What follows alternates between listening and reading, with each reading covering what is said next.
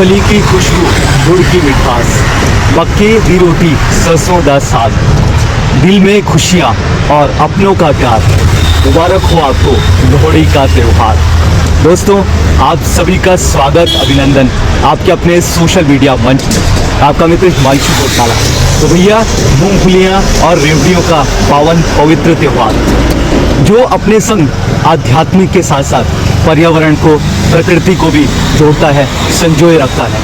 साथ में आज लोहड़ी के साथ साथ मकर संक्रांति का भी पावन पर्व हम हर्षोल्लास के साथ। और ये दोस्तों बात करें हम तो ये ऐसा त्यौहार है मकर संक्रांति लोहड़ी जो पूरे भारतवर्ष में मनाया जाता है। भले ही ये अलग अलग परंपराओं के साथ मनाया जाता है, लेकिन ये दोनों ही त्यौहार मान्यता प्राप्त हैं।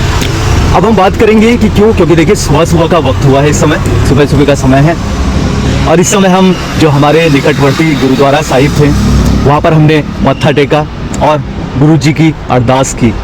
साथ साथ में मकर संक्रांति का पावन पर्व भी है तो हमने मंदिर में भी आरती की और माता जी का भी आशीर्वाद प्राप्त किया। सुबह का वक्त है तो थोड़ी भीड़ थोड़ी ज़्यादा थी वहाँ पर। तो भक्तों, हम बात करें तो लोहड़ी, सबसे पहले तो लोहड़ी और मकर संक्रांति की आपको बहुत बहुत शुभकामनाएं। और देखिए, हमारा एक उद्देश्य रहता है हमेशा अपने वीडियोज़ में कि हम जो उत्साह या खुशी के साथ साथ जो त्यौहार होते हैं, पारंपरिक त्योहारों के पीछे का क्या उनकी पीछे कथा है, क्या कहानियां हैं, वे भी हम अपने दर्शकों के साथ साझा करें। तो बात करेंगे लोहड़ी की। तो देखिए, काफ़ी सारी मान्यताएं हैं लोहड़ी और मकर संक्रांति के लिए। सबसे प्रथम हम बात करें तो मकर संक्रांति की बात करेंगे तो ये कहा जाता है कि आज सूर्य भगवान वो उत्तरायण, जो भारतीय सभ्यता के अनुसार उत्तरायण कहा जाता है, उत्तर की ओर अग्रसित होते हैं। यानी आज से मकर संक्रांति लोहड़ी से ही गर्मियों का शुभारंभ होना शुरू हो जाता है, यानी ग्रीष्म ऋतु का शुभारंभ हो जाता है। शीत ऋतु यही तक रहती है, सर्द ऋतु। अब हम बात करें लोहड़ी की, क्योंकि देखिए लोहड़ी और मकर संक्रांति दोनों एक दूसरे से लगते हुए त्यौहार हैं। यानी कुछ ही क्षण भर का एक समय रहता है, उसके बाद लोहड़ी और मकर संक्रांति एक साथ ही पूजी जाती है। लोहड़ी की हम बात करें तो इसके पीछे प्राकृतिक की हम बात करें कि किस प्रकार से प्राकृतिक परंपरा रही है। तो कहा जाता है कि जो रबी की फसलें होती हैं, विशेषकर हम बात करें कि गन्ने की कटाई से जोड़कर देखा जाता है। और आपने देखा भी होगा, जो हम लोग लोहड़ी का जो पर्व हम मनाते हैं उसमें हम पवित्र अग्नि, जो हम लोग अग्नि की पूजा करते हैं, अग्नि देवता की पूजा करते हैं, तो उसमें हम आहुति के तौर पर हम मूंगफलियाँ, रेवड़ी, गुड़ और इस प्रकार के तिल, इन सभी का जो हम लोग प्रसाद है वहाँ पर उसकी आहुति देते हैं। तो उसका मूलतः कारण ये है कि हम जो गन्ने हैं, गन्नों से ही गुड़ बनता है और रेवड़ियाँ बनती हैं, तो उसी को हम लोग पूजते हैं। साथ साथ में किसानों को समर्पित है लोहड़ी का त्यौहार। कहा जाता है कि जो हमारी जो वर्ष चल रहा है इसमें जो फसलें हुई हैं तो किसान आभार प्रकट करते हैं प्रकृति का और आने वाले वर्षों के लिए प्रार्थना करते हैं कि आने वाला जो वर्ष है उसमें भी हमारे जो खेत हैं वो लहराते रहें और फसलें जिस प्रकार से अभी इस वर्ष थी उसी प्रकार से आगे भी रहें। तो ये अब हम बात करेंगे कि उसके अलावा एक ऐसा योद्धा, हम बात करें जो क्षेत्रीय महानायक के तौर पर और क्षेत्र से उभर कर जो प्रत्येक भारतवर्ष में पूजा जाते हैं, दुल्ला भट्टी, आपने नाम सुना होगा। कोई भी लोहड़ी का त्यौहार होता है। लोहड़ी के अलावा दोस्तों बात करें हम पंजाब, हरियाणा या कोई भी जो सिख समुदाय से रिलेटेड जो त्यौहार होते हैं, पर्व होते हैं, उन्हें हम बिना दुल्ला भट्टी जी को उनके आशीर्वाद दिए, उनको याद किए हुए नहीं मनाते हैं। तो हम बात करेंगे दुल्ला भट्टी जी की कि कौन थे दुल्ला भट्टी जी और क्या उनका तात्पर्य, क्या उनका किस प्रकार का उनका कनेक्शन है सुंदरी और मुंदरी से। आपने ज़रूर ये कथाओं में इसकी चर्चाएं सुनी होगी। तो हम बात करेंगे कि मुगल काल की।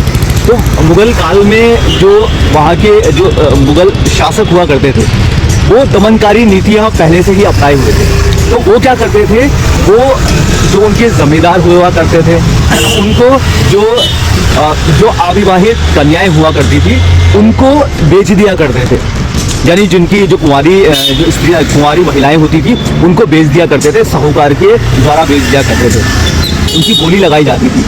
तो जो दुल्ला भट्टी जी हैं, क्योंकि ये अपने जो इनकी परंपरा रही है, बहुत गौरवशाली परंपरा रही है। हम इसका पूरा व्याख्यान है वो अपने अगले चलचित्र में करेंगे, लेकिन शॉर्ट में हम बात करें तो इनके पिताजी थे वो भी बहुत बड़े समाज सुधारक थे और अपने जो उनके जो कुटुंब था उनके वो सरदार भी हुआ करते थे, यानी उनके जो जाति समुदाय था उनके सरदार हुआ करते थे। तो वो वही वैसी ही कहानियाँ सुनते आए। तो ये दुल्ला भट्टी जी क्या किया करते थे कि ये जो कुंवारी कन्याओं की अस्मिता को भंग किया जाता था मुगलों द्वारा, उनको छुड़वा दिया करते थे। ये युद्ध करके उनको छुड़वा दिया करते थे और उनको छुड़वाने के बाद उनकी कोई अच्छे लड़के देख के उनकी शादियां करवा देते थे और शादी करवाने के बाद पूरी जो शादी का खर्च हुआ करता था वो दुल्ला भट्टी जी ही अपने उससे स्वयं में ही दिया करते थे। तो ये रहा। अब बात करें सुंदरी मुंदरी की, तो एक इसी प्रकार की एक जो कथा भी है और ये कहा जाता है, मान्यता है कि सुंदरी मुंदरी दो कुंवारी कन्याओं का भी जो हरण है वो कर लिया गया था मुगलों द्वारा। तो उनको जब अगवा किया था तो दुल्ला भट्टी जी को वो मालूम चल गया था कि ये सुंदरी और मुंदरी तो इन्होंने अगवा कर लिया है। तो इन्होंने क्या किया, इन्होंने मुगलों का वेश धारण कर वो वहाँ गए और उन दोनों कन्याओं को उन्होंने जो बंधक बनी हुई थी, जिनकी गोलियां लगाई जा रही थी, उनको छुड़वा दिया। उनको छुड़वाने के बाद उन्होंने उनका विवाह का पूरा कार्यक्रम अच्छे लड़के देख के उनका दोनों कन्याओं का विवाह कराया, सुंदरी और मुंदरी जी का। और मान्यता ये भी है दोस्तों कि जो उस समय जिस समय उन्होंने उनको बंधक से छुड़वाया था, तो उस दौरान जब वो उनको लेके गए और उनके लिए दो अच्छे वर उन्होंने तलाशे, तो उस दौरान जो पुरोहित या पंडित जी हुआ करते थे वो कोई यथार्थ पंडित जी नहीं थे। तो दुल्ला भट्टी जी ने क्या किया, उन्होंने एक स्थान चुना और उस स्थान पर उन्होंने जो अलाव था, एक विशाल अलाव जलाया और जो वहाँ के संप्रदाय के जो लोग विशेष थे वो वहाँ पर आए और हर्षोल्लास के साथ वहाँ पर उन्होंने अग्नि जलाई और अग्नि देवता जी को प्रणाम किया और दोनों सुंदरी और मुंदरी जी का विवाह वहाँ पर संपन्न हुआ। ये एक पुराणों में ये एक मतलब कहावत है, ये मुगलों के टाइम की कहावत है। तो इस प्रकार से दुल्ला भट्टी जी का जो महानायक, जिस प्रकार से उन्होंने मुगलों के चंगुल से जो कुंवारी लड़कियां हुआ करती थी उनकी अस्मिता को वापस लेके आए और एक महानायक का काम किया। दोस्तों हम बात करें तो पंजाब, हरियाणा और प्रत्येक पूरे भारतवर्ष में दुल्ला भट्टी और सुंदरी मुंदरी जी की कहानी है, उनकी कथाएं हैं, उनके ऊपर लोक गीत बने हुए हैं। और हर्ष और उल्लास के साथ जब लोहड़ी का पावन त्यौहार रहता है तो लोहड़ी के पावन त्यौहार के अवसर पर जो बच्चे होते हैं, बच्चे लोहड़ी के लिए अलग अलग स्थानों पर औरों के घर में जाते हैं और वहाँ पर सुंदरी मुंदरी और दुल्ला भट्टी जी की भी वहाँ पर लोक गायन गाए जाते हैं। तो इस प्रकार से ये जो पूरा जो लोहड़ी का पावन पर्व है, तो इसमें जो मेन मान्यता यही है दुल्ला भट्टी जी का जो महानायक बनने का और किस प्रकार से उन्होंने जो मुगलों का जो मुगल जो शोषण किया करते थे, विशेषकर बात करें कुंवारी कन्याओं की, तो उनकी अस्मिता को वापस लेके आए दुल्ला भट्टी जी। तो उनके सम्मान में उनकी वीरता को याद करते हुए ही लोहड़ी का पावन पर्व मनाया जाता है। बात करें हम तो अपने पौराणिक की बात करें तो अग्नि देवता जी की स्तुति की जाती है, अग्नि देवता जी को आहुति दी जाती है और किसानों के लिए विशेष महत्व रखता है, क्योंकि किसान जो उनकी फसलें हो चुकी थी उनका आभार व्यक्त करते हैं प्रकृति से और साथ में आने वाले भविष्य के लिए कामना करते हैं, आशीर्वाद मांगते हैं, प्रार्थना करते हैं कि इस साल भी, इस वर्ष भी हमारा जो फसलें हैं वो हमेशा लहलाते रहे। तो ये था लोहड़ी और मकर संक्रांति से जुड़ी हुई जो मान्यताएं हैं कि क्यों मनाई जाती है लोहड़ी का पावन पर्व और मकर संक्रांति का। तो आप सभी से निवेदन है कि लोहड़ी और मकर संक्रांति का जो पावन त्यौहार है वो हर्ष और उल्लास के साथ मनाया जाए। देखिए हमारी वीडियो बहुत लेंथी हो जाती है, काफियों ने हमें कहा है, लेकिन वीडियो बनाने का ये कोई पर्पस नहीं था। वो तो सुबह का समय था और भगवान जी से आशीर्वाद लेने के लिए और गुरुद्वारे साहिब जी से हम लोग वहाँ अरदास करने के बाद हमने सोचा चलो ठीक है आपसे थोड़ा वार्तालाप किया जाए।